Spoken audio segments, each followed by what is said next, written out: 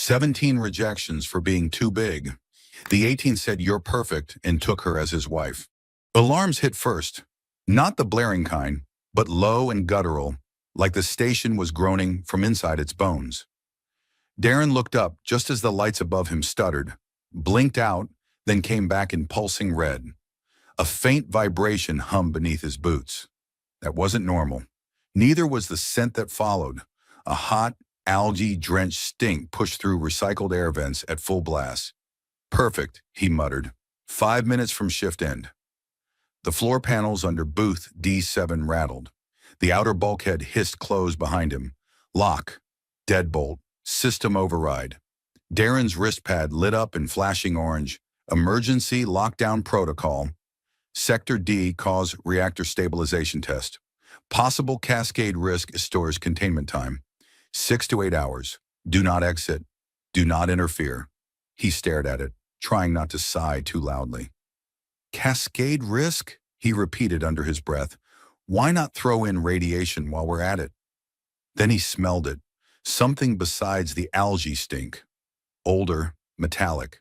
Sweat maybe. Or blood. And for the first time he realized he wasn't alone in the booth. The noise came next. A small, deliberate clink of chain against metal. He turned and stopped cold. She was folded in the far corner of the booth, half-shadowed beneath flickering lights. Her legs were bent sharply to fit, the tarp covering her body barely reaching her ankles. Her long arms were wrapped tight around her knees, bound at the wrist by magnetic cuffs clipped to the freight rail. The thermal tarp did little to hide her size. She took up more space curled than most beings did standing. And she wasn't just large. She was striking. Her skin was deep emerald, matte and subtly ridged across her collarbones and forearms, as if muscle had been etched into armor. A single long braid of bone-white hair spilled over one shoulder, ending in a raw, torn wrap. Her posture was tight with pain, strained, not slumped, shackled and silent, but far from powerless. A laminated tag hung from her cuff like an accusation. Returned 17 times. Non-compliant. Overspec. Darren's gut twisted. Hey, he said softly. No response. She didn't even lift her head. He took a careful step closer. The floor creaked beneath him. She flinched, not visibly, not with a jerk, just a subtle, practiced recoil, the kind of motion beaten down into instinct. Her spine stiffened. Her shoulders curled tighter. I'm not here to hurt you, he said. I'm Darren. Audit staff. Civilian. Still no answer. He crouched slowly to one knee, lowering himself below her eye level. When he spoke again, his voice was quieter. I didn't know anyone was in here. Finally she moved, just her head, tilting a fraction to look at him from beneath her hair. Her eyes were dark green, flecked with gold at the edges, sharp, watching. You're not security, she said. Her standard was precise with a clipped accent he didn't recognize. Number I just check boxes and chase bad paperwork. Today I guess I also babysit failed reactor drills. Her gaze dropped back to the floor. Her silence returned. Darren glanced around the booth. The bench was bolted directly into the bulkhead, standard issue for humanoids under 2 meters. This woman was easily over 7.5 feet, and even curled, her joints looked tortured. He stepped toward the wall, pulled a wrench from his toolkit, set to work on the bolts. She stiffened again. I'm removing the bench, and he said, so you can stretch out, that's all. It paused, then, almost inaudible. Why? He hesitated. Because it's hurting you. 4 bolts later, the bench detached with a screech. He eased it down flat onto the floor and stepped back. Her eyes followed his every move, but she didn't speak again. She stretched her legs slowly, each movement cautious, testing. Her left knee cracked. Her foot knocked into the far wall with a heavy thunk. Then her head fell back against the bulkhead, and she exhaled. It wasn't relief. It was exhaustion, buried too long. Darren sat down across from her, careful not to crowd. The floor was cold through his pants, and he leaned back against the paneling with a quiet sigh. You've been in here long? She nodded once. 8 days. He turned his head sharply. 8? In this booth? Transit delays, nobody claimed me. A beat. Again. He glanced at the tag again. Returned. 17 times. Overspec, he muttered. That's their reason? Yes. What does it mean exactly? Too strong? Too tall? Her lips curled slightly. Not a smile, something closer to irony. Too everything. Not standard. Not sleek. Not polite enough. Not small enough to disappear in a crowd. Darren stared at the overhead light. It flickered in and out like a faulty pulse. They never designed the world for you, did they? Her eyes met his. Or they made me wrong for the world. He didn't respond. Not with words. Just leaned forward, rested his forearms on his knees, and breathed in the sour air of neglect, shame, and something harder to name. What's your name? He asked finally. She hesitated. Viola. Nice to meet you, Viola. Another silence. Then softly. They told me humans don't like women like me. Darren tilted his head. Big? Strong? Intelligent? Visible, she said. He almost laughed. Almost. But he saw her fingers clench. The skin around her cuffs rubbed raw. He quieted again. You're not invisible to me, he said. She looked away, but her body shifted. A near imperceptible lean, not toward him, but away from the corner, from the defensiveness that had once felt like safety. The overhead lights dimmed further, and then the station's voice echoed overhead. Manual override detected in booth D7. Security team en route. Darren exhaled through his nose. Well, looks like our quiet hour's over. She didn't move, but in the faint red glow, her expression changed. Not fear, something else. Readiness. The lights had stopped pulsing, but the silence that followed wasn't relief. It was a coil tightening. Darren stayed crouched near the booth's bulkhead, still watching the open cuffs on the floor. They lay where they'd dropped, quiet, harmless, obsolete. But in Vela's eyes, he saw they still echoed. You didn't wear metal like that for days without it sinking into your body somewhere deeper than skin. Footsteps echoed now, slow, deliberate. 3 sets. He could hear the hollow tread of armored boots on the outer deck, moving toward them. They're close, he said, not loud. Vela didn't answer. Her gaze was fixed on the booth's hatch, but not with panic. She was braced, shoulders squared, back straight. Her braid was tucked behind one shoulder now, exposing the strong lines of her neck. The green of her skin, dulled from days in recycled air, caught the yellow light like polished stone. Eat this, Darren said, offering her a ration bar. You need it. She hesitated just a second too long. It's not poisoned, he added. I didn't think it was, she said, voice even. But the last time someone gave me food before an inspection, they called it a reward for behaving. Darren didn't know what to say to that, so he just held the bar out again. She took it, unwrapped it slowly. Her hands trembled. The first bite was cautious, but the second came too fast. She chewed hard, swallowed, coughed. He passed her water. She drank in short, measured sips, like she'd been taught to ration even kindness. It's just nutrition paste, he said gently. Not much flavor, I know. It's warm, she said. I didn't expect it to be warm. A pause. Warm hurts. He looked down at his hands. Scratches from the bench bolts were still visible across his knuckles. Tiny things, but they stung. I know, he said. Sometimes warm does. A moment passed between them, quiet but not empty. Then the hatch's locking mechanism hissed. Darren rose, standing between her and the door without thinking. Darren, she said behind him. He looked back. I'm not fragile. I know. But you stood there anyway. He nodded. I won't let them chain you again. Not without raising hell first. She blinked slowly, said nothing. The door slid open. 3 guards in matte gray suits stepped inside. Their visors were mirrored. No faces, no names. Just uniforms and orders. Booth D7, the lead one said. His voice was flat and filtered. Manual override was triggered. By me, Darren said, holding up his ID chip. Civilian Welfare Auditor, Clearance B tier. I found a misfiled lifeform assigned cargo restraints. I documented the violation and removed the restraints as per statute 1417-D. The guard didn't move, just stared. Darren dropped the chip into his scanner port and flicked the recorded footage onto the side screen. Vela curled in too small space, the cuffs clearly visible, then her stretching out after he removed the bench. No sound, just image and data.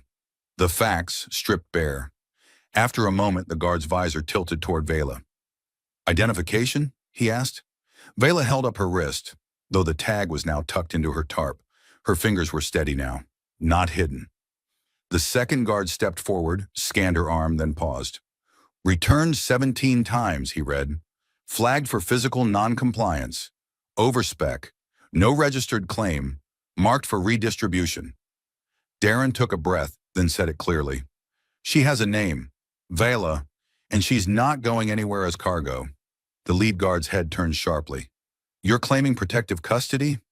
"I'm submitting a temporary hold and ethics override until a full welfare review can be completed. She's not freight. She's a person, and someone needs to act like it."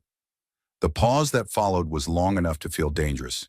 Then the first guard said, "You'll be held accountable if she injures anyone." Darren didn't flinch. "If anyone gets hurt, it won't be her fault." The guards stared another beat, then turned without a word and exited. The door hissed shut behind them. Silence rushed in like a tide. Vela let out a breath she hadn't realized she was holding. Her arms dropped to her sides. The ration bar, half-eaten, remained in her lap. The water pouch had gone warm in her hands. "You didn't have to do that," she said. "I know. You could have walked away, reported me as volatile, oversized, dangerous." "I know." She looked at him then, really looked. There was no flinch, no calculation, just slow study, like she was seeing him for the first time, not just watching him. "Why didn't you?" she asked. Darren hesitated, then crouched again. Same level as before. Same distance. "I've seen too many people put back in cages for not fitting into someone else's plan. I don't want to be one more person who watched it happen." Her voice was quiet now. Not small, just controlled. "I used to take up space proudly, before they called it wasteful. Before every placement ended with a return to sender." Darren looked at the open cuffs on the floor. "I don't think you were the one who failed to fit." Vela's eyes dropped, just for a second. Then she picked up the cuff, turned it in her hand. The metal still held the warmth from her skin. "I've worn worse." "I believe you." "And you think this is enough? A report? A welfare note?" "No," he said, "but it's a start." A silence settled. Not awkward, not afraid. Just a kind of stillness that happens when two people finally stop posturing. Then she said, "You're shaking." Darren blinked, looked down at his hands. She was right. His fingers were trembling. "Adrenaline," he said. "Or maybe fear. They had tasers." Vela reached into her tarp and pulled out the other ration bar he'd left for her. She handed it to him. "For balance," she said. He smiled faintly and took it. She didn't smile back, but her eyes for the first time didn't look like she was preparing for the worst. He broke the bar in half and handed her one piece again. They ate in silence. Outside, the lights flickered again. Power cycles rebooting. The countdown to full reactivation had begun. But in booth D7, something had already switched on. Not power, not safety, trust. The emergency lights had shifted from red to amber, but the booth remained dim. Outside, the station rumbled softly, systems rebooting, gravity stabilizers cycling back online. Somewhere deep beneath them, the reactor hummed with a low, even throb. But inside booth D7, the silence between Darren and Vela felt heavier than any tremor. She sat with her knees bent, her back against the far wall. The tarp had fallen from one shoulder, revealing a pale green scar across her upper arm, thin and uneven, the kind made by something sharp and deliberate. Darren didn't ask about it. He'd seen enough people flinch when curiosity disguised itself as concern. Instead, he slid his back down the opposite wall and sat cross-legged, nursing a bruise on his wrist where his scanner had backfired earlier. It wasn't much, but it stung in time with his pulse. "Your hands aren't shaking anymore," Vela said. He glanced down. She was right. "Guess I needed the sugar," he replied, raising what was left of the ration bar. "Or maybe I just needed to stop expecting someone to bust in and tase us both." Vela tilted her head. Her expression was unreadable, calm but not relaxed. still watching. You weren't bluffing, she said. With the guards? No. You would have fought? Not well, he admitted, but loudly. For a second her lip twitched. Almost a smile. Almost. She shifted again, trying to stretch her legs more fully, then grimaced. What is it? Darren asked. Joints, she muttered. Too long in one position. The cuffs locked me into a coil. Moving feels like dragging chain through bone. He winced. Can I help? Her eyes narrowed slightly. Why do you keep asking before you do things? He met her gaze steady.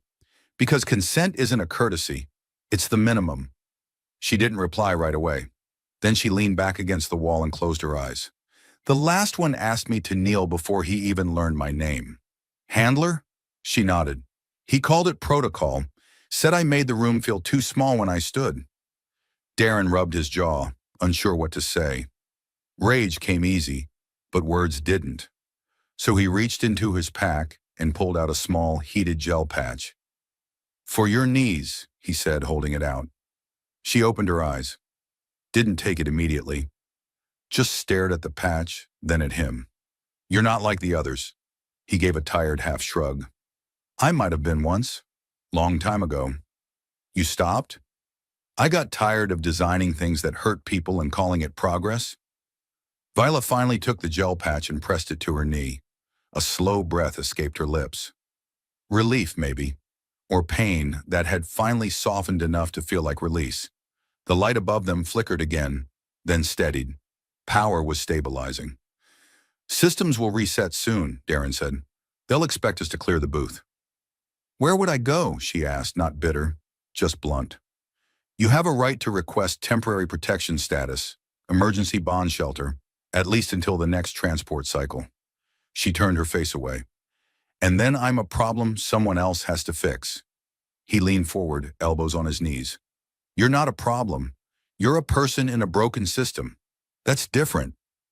Vela's hands twitched slightly, fingertips curling inward, then flattening against the floor. A subtle movement, but tight with restraint. You said that like you've been there, she said. Darren didn't answer right away. Then, Ergoracorp. I used to work on habitat design, multi-species housing, variable environment builds.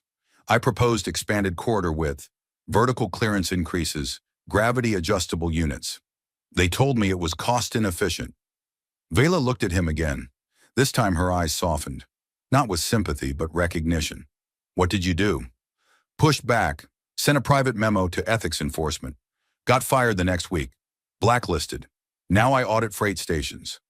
Why keep doing it? Because someone still has to. Another pause stretched between them. Then Vela said, They broke my back once. Darren blinked. What? In transport, 7 placements ago. I hit my head on the cargo ceiling during decel. Couldn't walk right for weeks. They didn't fix it. Just marked me as posture impaired. She glanced down. I stopped asking for help after that. He didn't speak. He couldn't.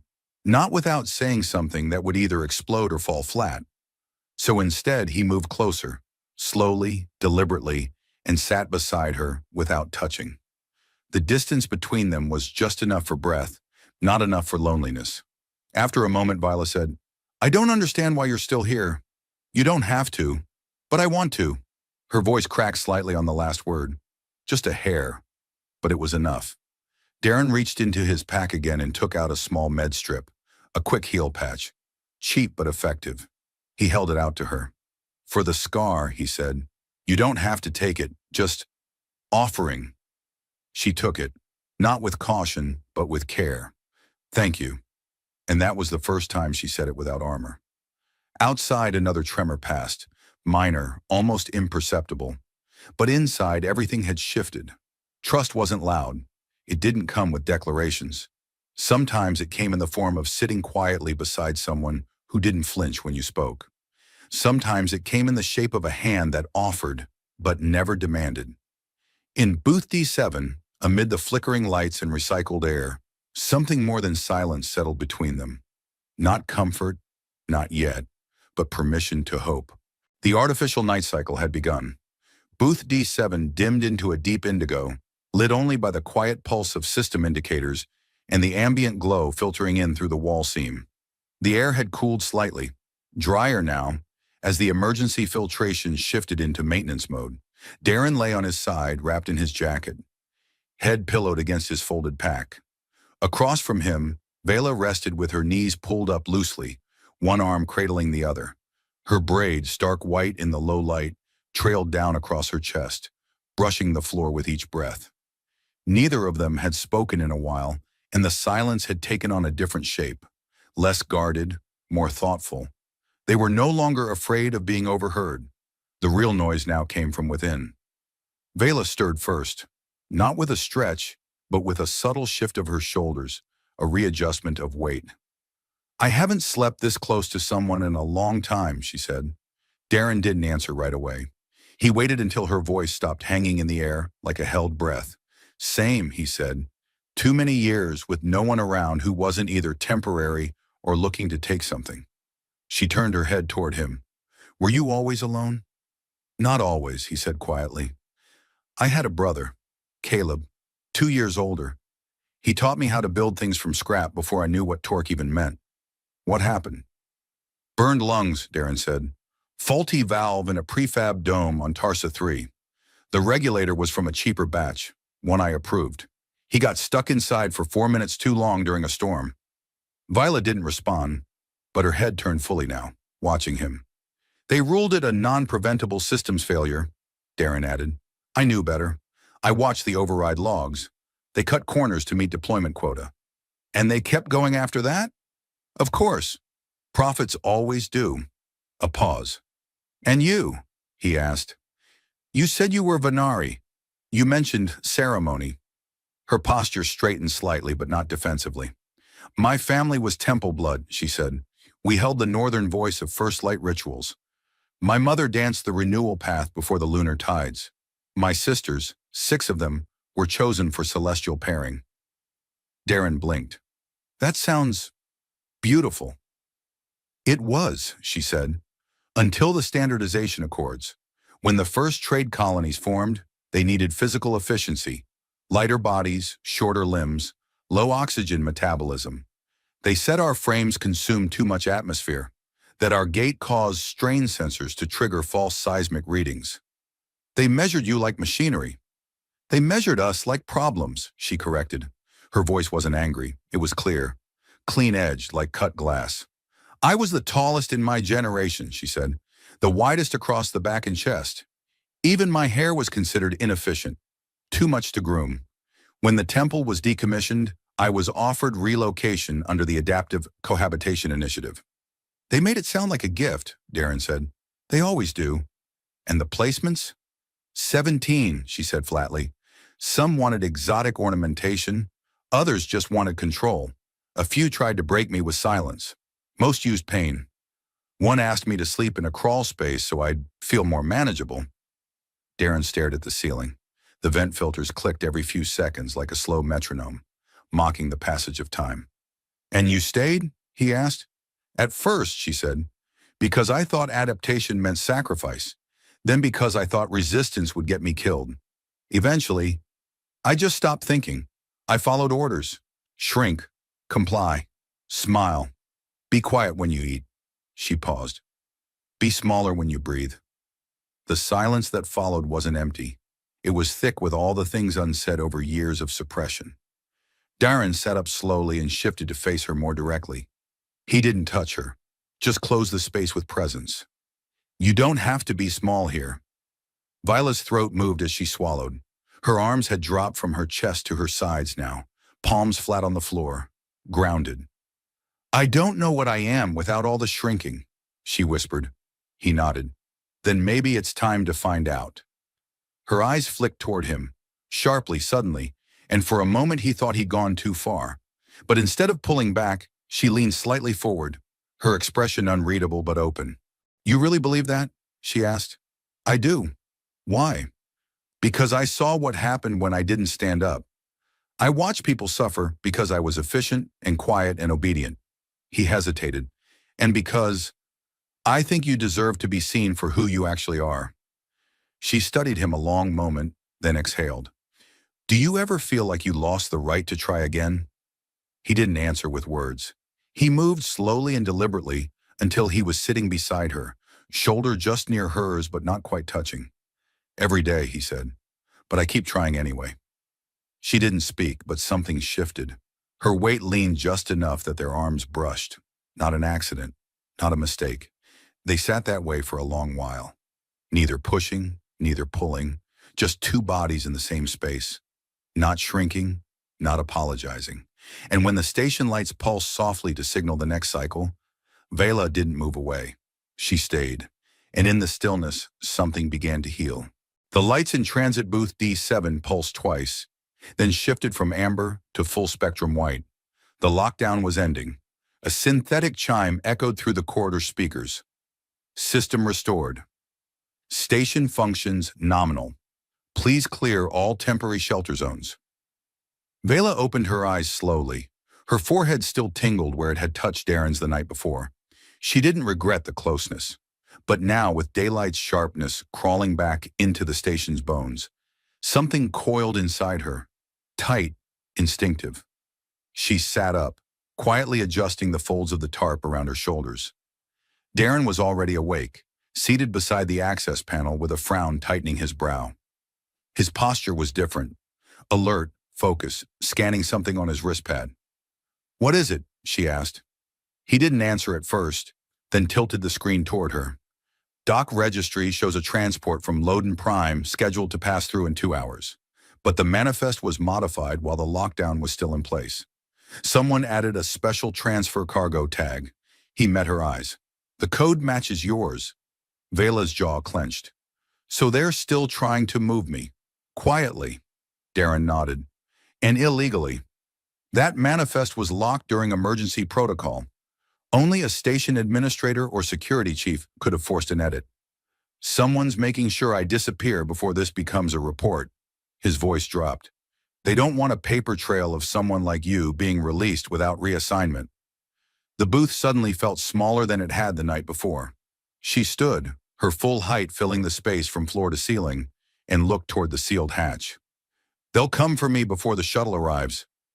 Darren rose beside her, more certain than he felt. "Then we're not waiting around for them to knock." He slung his pack across his shoulder and pulled a narrow case from the side pocket. It opened to reveal a compact multi-tool with security override functions. Small enough to be smuggled past customs, powerful enough to disrupt the local node's surveillance. "This should give us a few minutes blind if we reach the maintenance corridor behind Deck 3. Vila studied the tool, then him. "You've done this before. I've helped people vanish from systems like this, but never someone I couldn't afford to lose." The weight of that sentence hung between them. She didn't respond with words, but her body shifted closer. "We'll need a distraction," she said. "Something to reroute attention from the North Corridor." Darren grinned faintly. "I could trip a motion alarm near the shuttle bay access, or shout about a leaking fuel line. These people love a hazard protocol." Vela stepped closer, her expression calm but resolute. "If they corner you, they'll call you a saboteur." "I've been called worse." "You're risking everything." He met her gaze. "So are you." A beat. Then she extended her arm. "Then we go together." He nodded and took her forearm, gripping it with steady strength. They moved fast, silent through the emergency maintenance panel Darren forced open, crawling into the narrow gap between structural beams and the outer rail. Vela had to duck, twist, fold her frame to fit, her shoulders brushing pipes, her braids snagging on cold conduit. But she never complained, not once. At the corridor junction, she froze. A low hum echoed through the duct. 3 sets of boots, heavy, methodical. Darren heard it too. "Security patrol," he whispered. "They're sweeping the quadrant ahead of schedule." Vela glanced around. Too close to reverse. Nowhere to hide. He checked the duct schematic on his wristpad. "There's a secondary exhaust vent 20 meters forward. We drop into the waste sorting bay. It's unmonitored." "Filtration?" He smirked. "Filthy, but breathable." She gave a nod that felt almost like amusement. Then they moved. The air thickened with static as the emergency sensors glitched briefly from the override tool. For just 5 seconds, every security feed between booth D7 and bay level 3 went dark. They dropped into the sorting bay with a thud softened by debris. Stripped plastics, insulation netting, crated foam seals. The air reeked of rust and oil. Darren coughed once, then rose. Viola helped him up, one strong hand clasped around his forearm, and for a brief moment her grip lingered. "You good?" she asked. He nodded. "Better now." They found an access lift wedged between two cargo columns. Darren bypassed the safety lock. The lift groaned but complied, descending toward the shuttle bay floor in slow, juddering steps. When the lift doors opened, they were met with chaos. Security was moving through the lower dock. A voice echoed from a speaker overhead, someone calling for containment teams. The fabricated hazard alert had worked too well. Darren froze, but Vela didn't. She reached down, grabbed one of the old freight jackets from a nearby bin, and tossed it over herself. Then she yanked a broken crate from the pile beside her and staggered forward, dragging it like an injured handler. "Help!" she barked, her voice rough, commanding. "Containment leak. Cargo protocol breach." A pair of guards rushed toward her. Darren watched in awe as she played the part, voice urgent, posture slouched, hiding her height by crouching over the container. The guards scanned the crate, distracted just long enough. Darren slipped behind them and keyed the dock terminal. He accessed the override, one he shouldn't have had, one he hadn't used since before Ergora Corp blacklisted him, and forced the bay's inner doors open manually. "Viola!" he shouted. She spun, dropped the crate, and ran. One guard reached for her. She didn't slow. She slammed into him full force, shoulder first, and sent him crashing into a supply rack with a metallic roar. The second hesitated just long enough for her to reach Darren. They bolted through the doors. An alarm screamed behind them. The transport shuttle loomed just ahead, mid-sized, half-loaded, and still linked to a dormant pilot dock. Darren didn't wait. He punched in the emergency activation code and yanked the hatch open. "Get in," he said. She turned as if to go first, then paused. "Darren, are you coming with me?" He stared at her, caught in the rush of the moment. The station, the risk, his life, his name. And then he stepped in beside her, breath shaking. "Of course I am." They sealed the hatch just as another security patrol rounded the corner. Darren launched the manual override. The clamps disengaged with a violent snap. The shuttle lurched free. As the stars turned outside the viewpane and the station shrank behind them, Darren collapsed into the co-pilot seat, chest heaving. Vela stood in the cockpit, breathing hard, her hands gripping the bulkhead rail. He looked at her, hair tousled, skin streaked with grime, eyes alive. "You just knocked out a security guard," he said. She grinned wide and unrepentant. "Felt good." And then without warning, without hesitation, she crossed the small space between them, dropped to one knee beside his seat, and kissed him. It wasn't a question. It wasn't for safety. It was the moment itself, raw, urgent, real. When she pulled back, her hand still cradled his jaw. "That wasn't about rescue," she said. "That was about choosing." He nodded, voice hoarse. "And I choose you." The stars outside the viewport had changed. No longer the cold, pinprick lights of a numbered orbital, but warm, shimmering bands over the curve of Lorien 6. The shuttle coasted on low thrust now, engines idle, its hull gently vibrating with the whisper of entry correction. Darren had taken them out of Dock Y6, out of the system. And now, into something neither of them could quite name yet. He leaned forward in the pilot's seat, hands still resting on the control console, though there was nothing left to steer. The nav system was locked onto their coordinates. The rest of the journey would run itself. Vela stood near the viewport, tall and still. The filtered sunlight struck her face at an angle, making the deep green of her skin glow faintly. Her long white braid rested over one shoulder, slightly frayed from the crawl through ducts and the sprint across the dock, but she wore it like a banner, not a burden. She didn't ask if it was over. She knew it wasn't. "Docking beacon received," Darren said, voice low. 30 kilometers out. No patrols. No signals flagged. Vela turned toward him. "How long before they realize?" "They'll notice the override eventually," he said. "Might even file a reclamation request. And when they come, they'll find an empty registry," he said. "2 crew, no bonded assignments, no cargo, no complaint." She watched him a moment longer, then crossed the small cabin and crouched beside the console. Her hand found his, slow, careful, and stayed. He exhaled, not in relief, in recognition. "You're shaking," she said. "Little bit. Still afraid?" "No," he said. "Just awake." They sat like that for a long moment, hands linked, silence thick around them. Not uncomfortable, but filled with something real. A weight that wasn't fear or doubt anymore. It was presence. Then she spoke, her voice lower, slower than before. "Tell me what happens next." Darren turned to face her. "We land. There's an old field shelter at the edge of the southern plateau. Basic habitation unit, solar arrays, water reclamator. It's rough, but it'll hold until we rebuild it. And then we decide what the next day looks like." Vela's brow lifted. "Together? If you want." She didn't answer right away. Then her fingers curled more firmly around his. "I want to choose," she said. "Not be assigned, not be contained. Just choose. You already are. I'm not used to that. Neither am I." A soft chime from the console signaled atmospheric entry sequencing. The hull rattled faintly as the shuttle dipped into Lorien's gravity well. Viola stood again, gaze fixed on the world growing larger in the window. Pale skies streaked with gold, wide land masses, soft oceans, and, most importantly, space. Real space, open, untamed. "Do you still want to build?" she asked. Darren rose and moved beside her. "More than ever." "You'll need wider doors, Wayne," she said.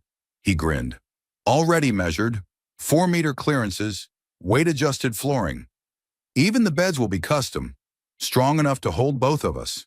She tilted her head, amused. "Confident, aren't you?" "Just hopeful." Another beat passed. Then she said, "You know I've never had a real place before. Not one built for me. Not one where I could stand upright and still belong. You do now." She looked at him, really looked, and something behind her eyes shifted. A breath released from somewhere deep in her chest. "Then I'm staying." He reached out and rested a hand on her waist just above the flare of her hip. She didn't flinch, didn't tense. Instead, she stepped closer, laid one palm on his chest and leaned in. Their second kiss was nothing like the first. This one wasn't born of panic or adrenaline. It wasn't fast or sharp. It was slow, anchored by trust, by the simple truth of what they'd built between them. Not heat, not rescue. Home. When they parted, her voice was soft. "Thank you for not turning away. Not even when I took up too much room." He touched her cheek. "You were never too much. The world was too small." Outside, Lorien 6 loomed, its surface rising to meet them, like an answer. And as the shuttle descended, guided now only by inertia and will, they stood side by side, no longer trying to survive, no longer shrinking to fit, but shaping something real, something wide enough for both of them.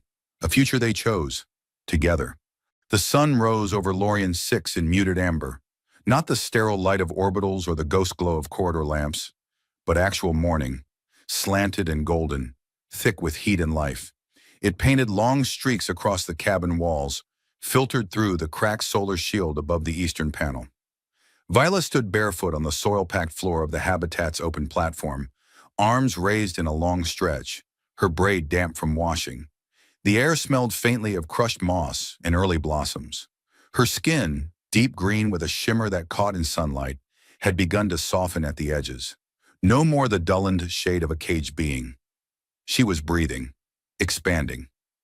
Darren watched her from the threshold, one hand holding a steaming cup, the other resting loosely against the doorframe. His face was still rough from sleep, eyes narrowed against the brightness. But there was peace in his stance, a kind of quiet reverence like watching a temple breathe. "Good morning," he said simply. Viola turned to look at him, eyes unreadable and soft. She didn't smile, but the corners of her mouth hinted at it. "I like this planet," she said. "You've barely seen it." She tilted her head. "That's enough to know I want to stay." Breakfast was slow. They shared the food they'd preserved. Grain broth, dried root slices softened in oil, a few pieces of seeded fruit. Vela ate slowly, savoring each texture, as though her body had only recently remembered what comfort meant. Darren didn't rush her. He never did. Later they worked. Together. He adjusted the water filtration flow, spliced a section of the outer grid. She tested the structural beams of the western wall, her height and strength allowing her to lift panels Darren couldn't even tilt. When their hands brushed during tool exchange, neither of them looked away. It had stopped being awkward. It had become normal. And when midday heat thickened the air, they collapsed side by side in the shade beneath the main overhang, sweating, laughing breathlessly at nothing. He passed her a canteen. She drank first, wiped her mouth, and passed it back. "You never asked me to be small," she said suddenly. Darren looked at her, caught off guard. "Why would I?" "I don't think I believe someone like you could exist." His voice was quiet. "Neither did I." They said nothing else for a while. Just listened to the wind shift the dust around the platform. Birds called from the distant ridgelines. Somewhere beneath all of it, a silence hummed, the kind that didn't need to be filled. That night, something changed. Their kiss this time was softer than all the ones before. No hunger, no urgency. Just lips meeting in absolute stillness, like two voices humming the same note. When his hand moved to her waist, she exhaled, guiding him closer, her body unfolding into his without fear or flinch. Darren's breath caught as Vela shifted above him, not because of her weight, though she was undeniably immense, but because of the grace with which she moved. Her presence didn't crush him, it surrounded him, like a wave washing over the shore. Measured, intentional, slow. She was learning not to shrink anymore. And he was learning what it meant to be chosen. Her knees straddled his hips as she leaned forward, planting one hand beside his head. Her long white braids slid over her shoulder, grazing his chest. Her deep green skin shimmered faintly in the dimmed ambient light, warm to the touch and radiating strength. Yet her eyes, those silver-flecked depths, held a softness that stopped time. "I want to feel you," she said quietly. He nodded, but his voice caught in his throat. "You already do." "No," she said, touching his cheek with surprising gentleness. "Not like this. Not while I hide." She shifted, slowly guiding his hands along the lines of her waist, her ribs, her hips, encouraging him to trace her form without hesitation. She was built in broad, powerful arcs, her musculature both elegant and overwhelming. And for the first time in her life, she let someone touch all of it. No flinching, no apology, only want. He looked up at her, breathless. "You're beautiful." "I am large," she corrected, but her voice trembled slightly with emotion. "And I used to think that meant I could not be beautiful." "You are," he said. "Not despite it, because of it." That broke something open. Her lips came down on his again, slower now, hungrier. Still tender, but with a deeper urgency, one not born of desperation, but of recognition. She moved with a rhythm that was all her own, ancient and sure. Every motion was deliberate, as if she were writing a truth into his skin. He felt her breath stutter against his throat when his hands gripped her hips. Steady, reverent. She arched into his touch, a quiet sound catching in her throat, not pain but permission. She was guiding him, and he was letting her. Their bodies didn't match the way perfect puzzle pieces do. They collided, they pressed, they shifted, but it was real. It was messy, living, breathing intimacy. She leaned over him, pressing her forehead against his as she moved. Her skin glowed faintly where sweat met breath, where heat pooled between them. "I've never been above," she whispered. "You belong there," he said. That changed the pace. Viola's movements deepened, hips rolling slowly as her body took control. Not out of dominance, but out of trust. She wasn't afraid to be seen now. She wasn't afraid to make sound. When her voice broke from her lips, low and breathy, humming his name, it wasn't out of performative desire. It was real. A sound born of pleasure that had nothing to do with shrinking. Darren's hand slid up her spine, fingers curling against the flexing muscles of her back. He was captivated, not just by the physical sensation, but by the revelation of it. That this woman, rejected 17 times for taking up too much space, was now letting herself fill every corner of this moment. With him. "You feel good," she said, voice ragged but steady. You feel right. So do you, he answered, barely able to speak between gasps. Don't stop. Please don't stop. Her lips brushed his ear. I'm not going anywhere. And she didn't.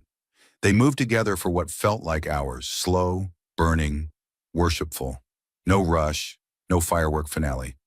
Just an unfolding. The kind of intimacy that rewrites something in the bones. When at last they collapsed, tangled and slick with breath, Viola didn't pull away. She curled against his side, enormous and perfect and real, and he pulled the blankets over them both, though her legs still stretched past the edge of the cot. He didn't care. Neither did she. Silence settled, not awkward, not empty, just full of breath and skin and heartbeat. Darren kissed her temple. You're not too big. The world's just too small. Vela smiled, not because she was grateful, but because she believed him. And for the first time, she let herself sleep in someone's arms.